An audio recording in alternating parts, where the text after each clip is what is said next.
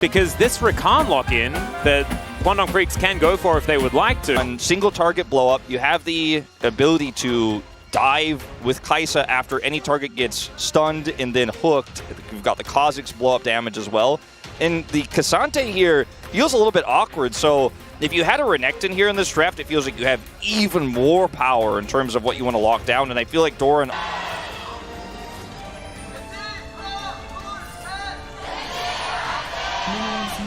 All right, here we are, ladies and gentlemen, onto the Rift for game number 1. Already, I think Quandong Freaks have won the Skinergy battle. Their skins seem to be from each other. Yeah, I feel like Duda didn't even necessarily need to ult there. I think he got scared that maybe Peanut was in the brush. Ooh, finds a Q. That's a little bit cute. As the hook is going to connect, Delight's first one is going to land. That is 100% hit rate, ladies and gentlemen. There you go. You know, that's all it takes. I was going to start making some, you miss every hook you don't. Forward, wanting to push Chovy out of the lane. His teleport now on cooldown. Chovy's also going to be coming through as the hook is going to land. That is 2 for 2 from Delight.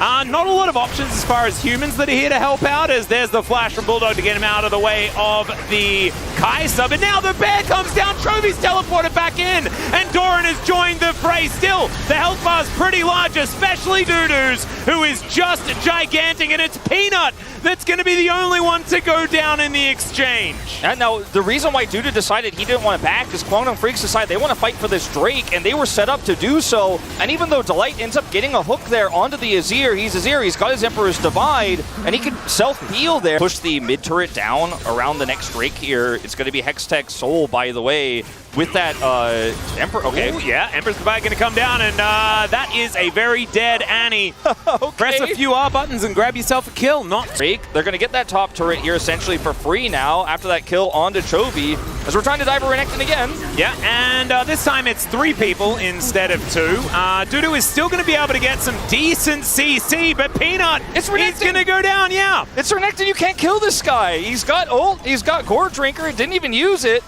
As that's going to be the Herald getting an additional crash here. Bulldog is deleting minions on the top side. And where's the macro Genji falling apart here a little bit? I would say not the worthwhile trade here. So, I mean, the Drake isn't up.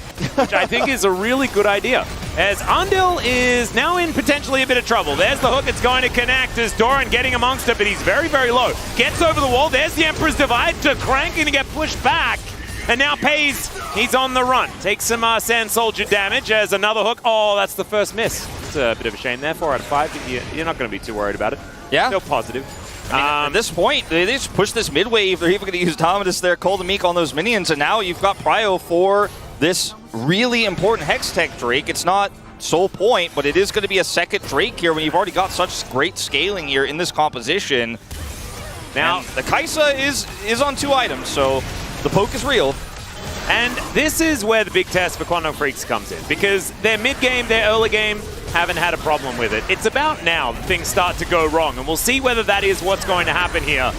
As Genji in position, they managed to get a 2-man ulti. It's really nice, but Undil not going to quite find Pays there as the hook. Going to go wide once again. Peanut gets out of the pit, and that means the Drake will be secured by the Quandong Freaks. But can they get out of here is the question, as Voidseeker going to find Young Jay. There's the ulti from Pays, just waits out that steadfast presence, and Peanut's going to be able to lock down the kill. Another hook is going to go wide as Delight is really trying to get to a 50% hit rate as quickly as he possibly can. He's almost there. Great cleanse there from Taeyun, though, as well, just to make sure he has just enough space to get out of there. So they're going to try to commit to this turret. Yeah, I've seen Dudu go into Dominus, as that is a hook onto the Crocodile. They are going to be able to take him down. Moonlight Vigil not quite doing enough there. And Taeyun not going to be able to get that follow-up kill. So Quandong Freaks losing quite a few members, but they do get the... his flash is back up as well, so it does have some out. Bulldog, where are you going? Oh no! It's not where he wants to be. The hook is going to land this time. Emperor's Divide looks kind of cool, but he is still real dead. And without Azir, what are you going to do? This is a 2-threat comp. They only have Taeyun now, who has no flash himself. He's not going to be stopping this Baron, and I mean, you kind of you put it out on the table in front of everyone. You said Kwangdong, sometimes they choke, and well, here we are. Yeah, don't mess it up. That is the main thing there. As Andil does get into the backline, looks for some CC, will go down. As now Doran trying to get out of there, but he explodes. Taeyeon doing so much work. It's a double kill. He takes down the Blitzcrank.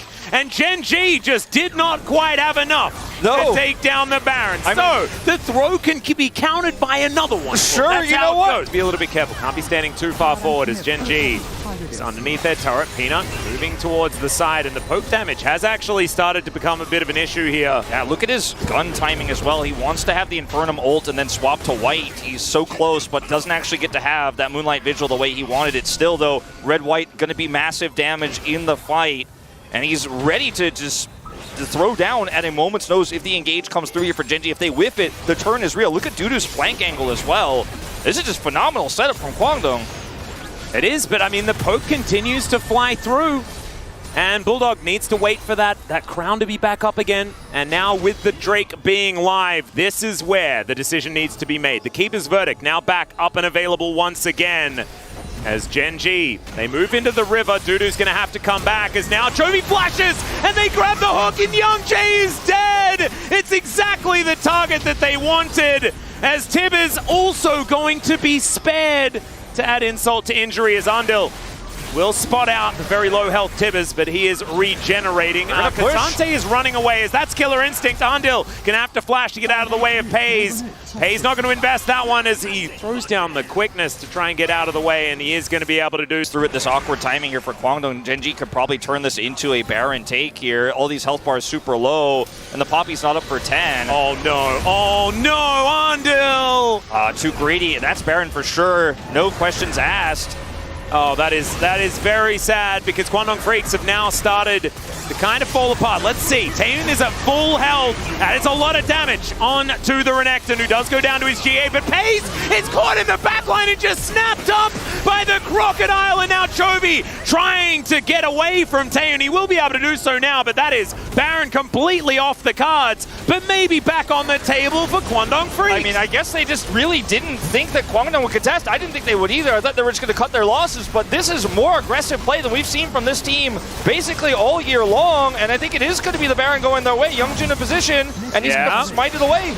They just didn't see what was going on. I have a feeling they just didn't even have an idea, as the bear comes down once again, as Dudu is just going to get dashed at. That is the flash forward from Peanut, but the minion is going to block it. Oh no! Bit of a disaster there for the Gen G jungler, but Dudu, he will be spared. To the pit here and gets trapped. Is okay, what's going on here? All right, we're going all out. That is once again the the Andil managing to get out. The Crocodile not going to be so lucky. Pays may go down, though. He has to flash. Yes, use everything to escape this Crocodile, who is absolutely terrifying. He's so big, and it's I mean, kind of unfortunate there for Gen G, because yeah, they get the kill, but everyone got so low that actually I don't think they can defend this turret here with the Baron buff up. That's going to go down here. They have slowed the Baron quite substantially from this, but you were looking to hook. Gen G will be so low that they have to back away.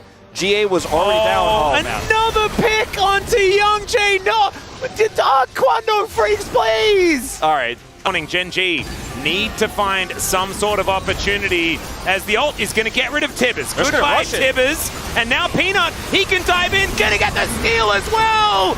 And now, let's see whether Gen G can win the fight. It's Andil for Peanut. That is the trade. And Gen G are just going to back away. They're going to say, thanks for the Drake.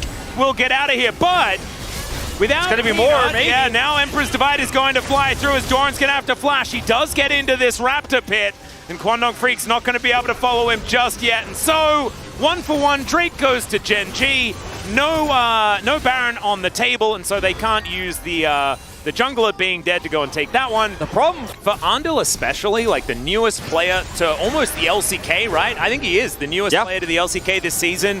Like this sort of situation, having to make the big calls, as now Gen G, they are going to be able to lock down this Hextech Soul, as Young J tries to taxi his way out, but Doran says nope, and Pays says even more nope, as Taeyeon now trying to be that last man standing. He's got decent guns for long-range battle, and Doran taking a fair bit as well. They should be able to get out of here and maybe even take Andil with them, as unfortunately the Caliber will make some long-range damage, but isn't going to win this fight for you straight up.